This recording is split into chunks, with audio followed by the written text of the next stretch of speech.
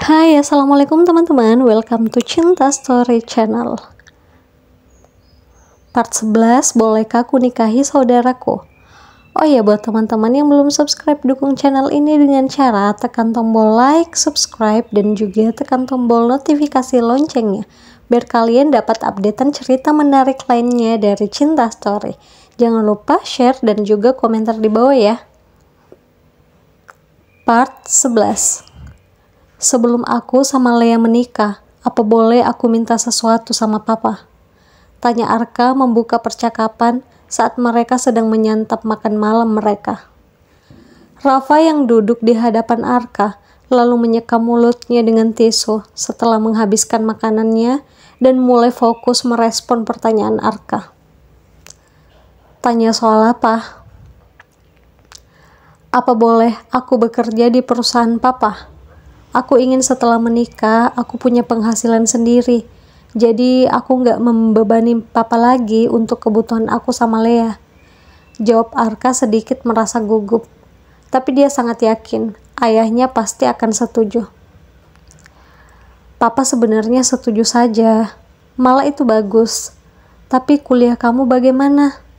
Sayang sekali kalau harus berhenti.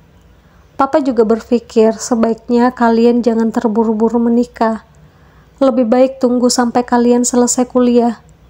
Ucap Rafa dengan bijak, namun justru membuat Arka panik dan mulai panas karena rencananya akan kacau. Aku bisa kuliah sambil bekerja. Aku akan melakukan apapun yang terbaik. Papa jangan khawatir. Selama ini Papa sudah bekerja keras sendirian.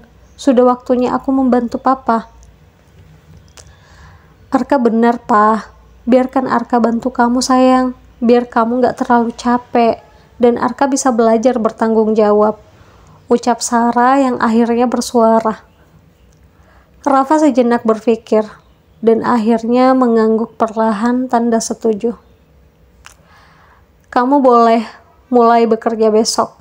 Papa tunggu kamu besok di kantor. Makasih, Pak. Arka tersenyum bahagia, lalu menoleh pada Lea yang ada di sampingnya sambil tersenyum. Di balik keinginannya untuk menyakiti hati Sarah dan Rafa, dia juga ingin menjadi nomor satu dan mendapat prioritas. Aku akan mengambil bagian dari perusahaan itu, lihat saja, ucap Arka dalam hati. Keesokan harinya, Arka bersiap untuk pergi ke kantor.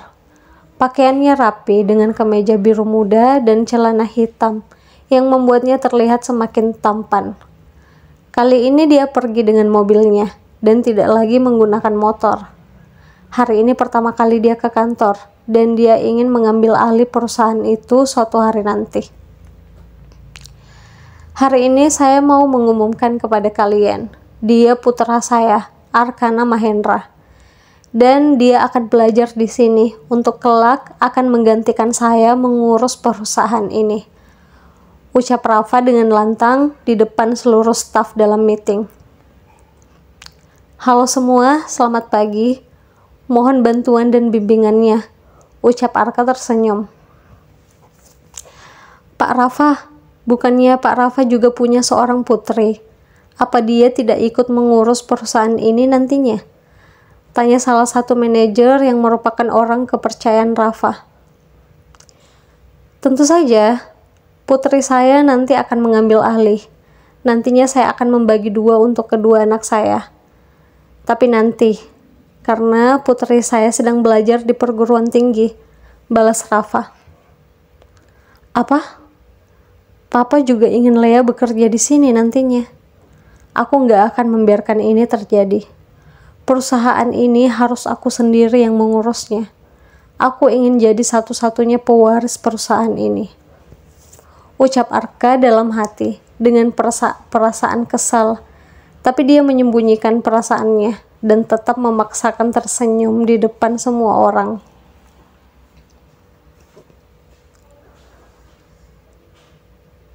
Setelah keluar dari ruangan itu, Arka berjalan mendekati Rafa yang berada sedikit lebih depan.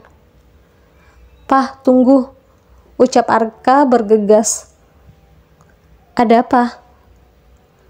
Papa mau Lea juga mengambil bagian dan bekerja di sini? Tanya Arka tanpa basa-basi. Iya, tentu saja. Kalian sama-sama anak papa. Papa nggak boleh membedakan kalian. Tapi Pa, Lea nanti akan jadi istri Arka. Arka nggak mau merepotkan dia untuk bekerja. Sama seperti Mama yang di rumah saja. Aku akan berusaha memenuhi semua kebutuhan Lea dan semua keinginan dia tanpa harus bekerja, ucap Arka. Baiklah, terserah kalian saja. Papa tidak akan memaksa. Kalian punya hak menentukan ingin mengambil bagian atau tidak. Makasih ya, Pa. Papa selalu mempertimbangkan semua keinginan aku, ucap Arka yang dijawab anggukan oleh Rafa. Kemudian Rafa langsung pergi lebih dulu. Arka tersenyum.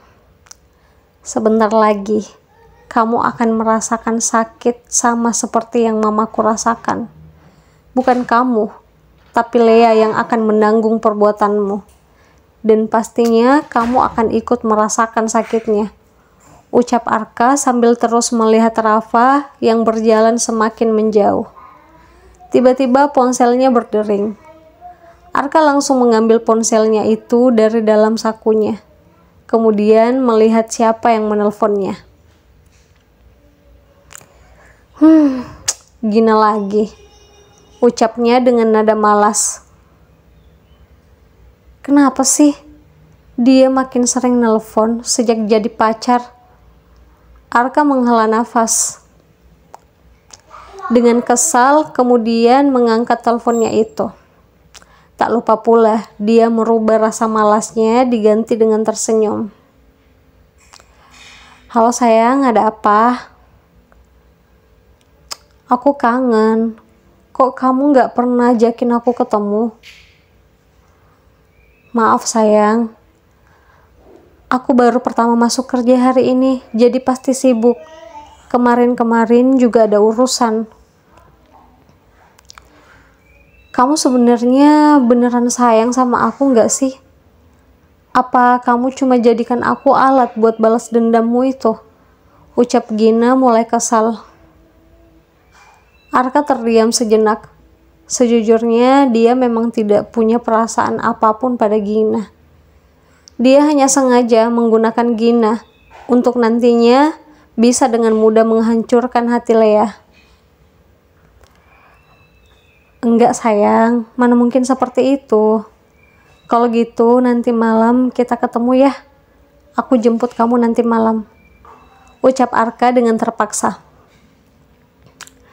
Gina tersenyum setelah menutup teleponnya. Dia sebenarnya masih belum terlalu yakin bahwa Arka mencintainya. Ada ragu dalam hatinya. Tapi kemudian terbesit dalam pikirannya sebuah rencana untuk bisa menjadikan Arka benar-benar miliknya. Setelah malam ini, kamu tidak akan bisa berpaling dari aku, Arka sayang.